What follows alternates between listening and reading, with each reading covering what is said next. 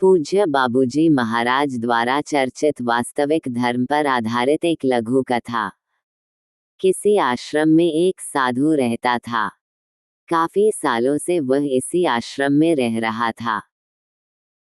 अब वो काफी वृद्ध हो चला था और मृत्यु को वह निकट महसूस कर रहा था, लेकिन संतुष्ट था कि 30 साल से उसने प्रभु का सिमरन किया है, उसके खाते में ढेर सारा पुण्य जमा है, इसलिए उसे मोक्ष मिलना तो तय ही है। एक दिन उसके ख्याल में एक स्त्री आई।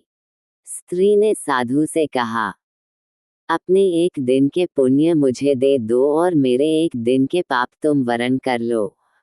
उद्धरण चिन्ह। इतना कहकर स्त्री लोप हो गई। साधु बहुत बेचैन हुआ कि इतने बरस तो स्त्री ख्याल में ना आई, अब जब अंत नजदीक है तो स्त्री ख्याल में आने लगी। फिर उसने ख्याल झटक दिया और प्रभु सुमिरन में बैठ गया। स्त्री फिर से ख्याल में आई। फिर से उसने कहा कि एक दिन का पुण्य मुझे दे दो और मेरा एक दिन का पाप तुम वरण कर लो। उद्धरण चिन्ह। इस बार साधु ने स्त्री को पहचानने की कोशिश की, लेकिन स्त्री का चेहरा बहुत धुंधला था, साधु से पहचाना नहीं गया। साधु अब चिंतित हो उठा कि एक दिन का पुण्य लेकर यह स्त्री क्या करेगी। हो ना हो ये स्त्री कष्ट में है, लेकिन गुरुजी ने कहा हुआ है कि आपके पुण्य ही आपकी असल पूंजी है, ये किसी को कभी मत दे बैठना। और इतनी मुश्किल से पुण्यों की कमाई होती है, ये भी दे बैठे तो मोक्ष तो गया। हो ना हो ये मुझे मोक्ष से हटाने की कोई साजिश है। साधु ने अपने गुरु के आगे अपनी चिंता जाहिर की।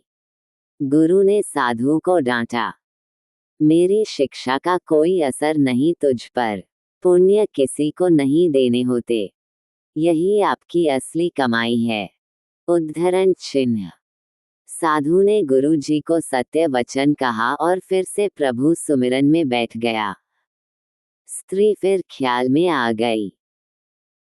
बोली, तुम्हारा गुरु अपूर्ण है, इसे ज्ञान ही नहीं है, तुम तो आसक्ति छोड़ने का दम भरते हो, बीवी बच्चे दीन दुनिया छोड़कर तुम इस अभिमान में हो कि तुमने आसक्ति छोड़ दी है। तुमने और तुम्हारे गुरु ने तो आसक्ति को और जोर से पकड़ लिया है। किसी जरूरतमंद की मदद तक का चरित्र नहीं रहा तुम्हारा तो। उद्धरण चिन्ह। साधु बहुत परेशान हो गया। वह फिर से गुरु के पास गया, स्त्री की बात बताई। गुरु ने फिर साधु को डांटा, गुरु पर संदेह करवाकर वह तुम्हें पाप में धकेल रही है। जरूर कोई बुरी आत्मा तुम्हारे पीछे पड़ गई है। उद्धरण चिन्ह। साधु अब कहाँ जाए। वह वापस लौट आया और फिर से प्रभु सुमिरन में बैठ गया। स्त्री फिर ख्याल में आई। उसने फिर कहा, इतने साल तक अध्यात्म में रहकर तुम गुलाम भी बन गए हो, गुरु से आगे जाते। इतने साल के अध्ययन में तुम्हारा स्वतंत्र मत तक नहीं बन पाया, गुरु के सीमित ज्ञान में उलझ कर रह गए हो। मैं अब फिर कह रही हूँ, मुझे एक दिन का पुण्य दे दो और मेरा एक दिन का पाप वरण कर लो। मुझे किसी को मोक्ष दिलवाना है, यही प्रभु इच्छा है। उद्धरण चिन्ह। साधु को अपनी अल्पज्ञता पर बहुत ग्लानि हुई। संत मत कहता है कि पुण्य किसी को मत दो और धर्म कहता है जरूरतमंद की मदद करो। यहाँ तो फंस गया। गुरु भी राह नहीं दे रहा कोई, लेकिन स्त्री मोक्ष किसको दिलवाना चाहती है। साधु को एक युक्ति सूझी। जब कोई राह ना दिखे तो प्रभु से तार जोड़ो, प्रभु से राह जानो, प्रभु से ही पूछ लो कि उसकी रजा क्या है। उसने प्रभु से उपाय पूछा। आकाशवाणी हुई। वाणी ने पूछा, पहले तो तुम ही बताओ कि तुम कौन से पुण्य पर इतरा रहे हो।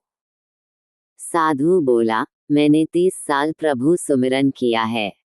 30 साल में भिक्षा पर रहा हूँ, कुछ संचय नहीं किया, त्याग को ही जीवन माना है।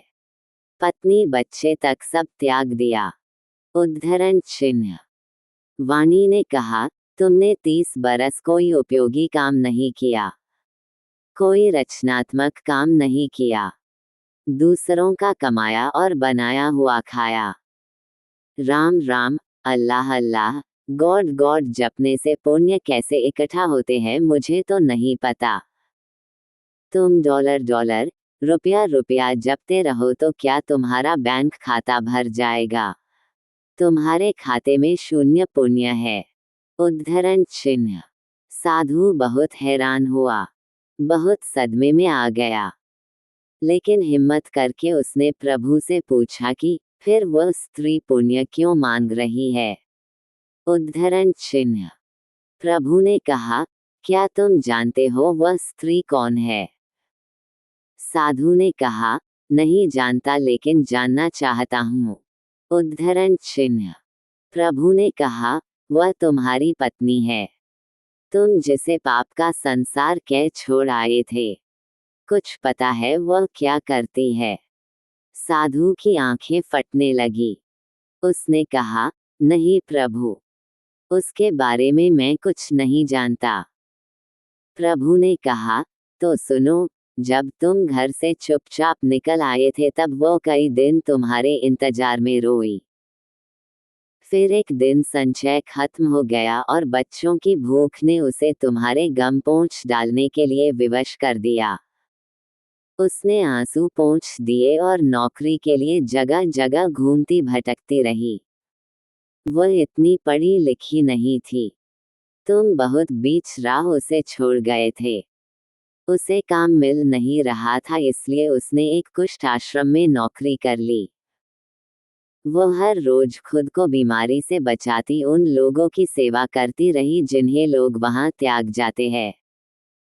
वो खुद को आज भी पापिन कहती है कि इसीलिए उसका मर्द उसे छोड़कर चला गया।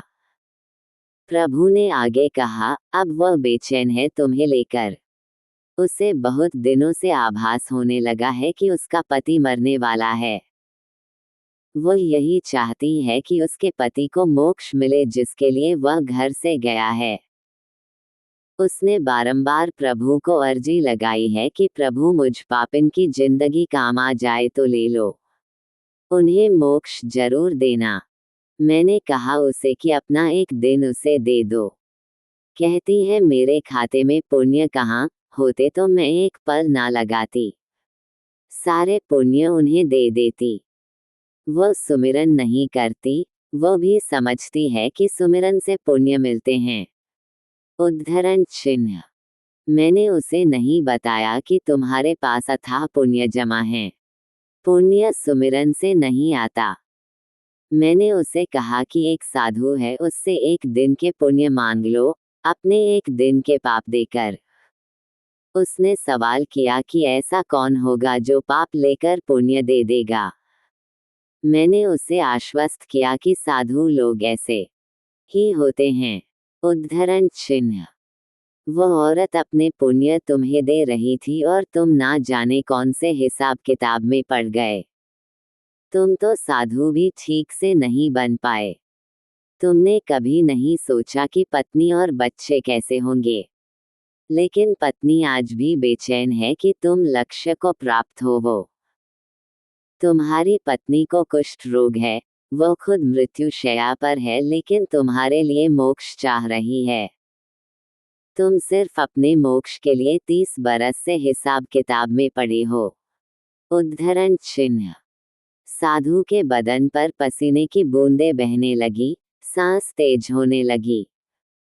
उसने ऊंची आवाज में चीख लगाई, यशोदा। साधु हड़बड़ा कर उठ बैठा, उसके माथे पर पसीना बह रहा था। उसने बाहर झांक कर देखा, सुबह होने को थी। उसने जल्दी से अपना झोला बांधा और गुरु जी के सामने जा खड़ा हुआ। गुरु जी ने पूछा, आज इतने जल्दी भिक्षा पर? साधु बोला, घर जा रहा हूँ। उद्धरण चिन्ह। गुरु जी बोले, अब घर क्या करने जा रहे हो? साधु बोला, धर्म सीखने।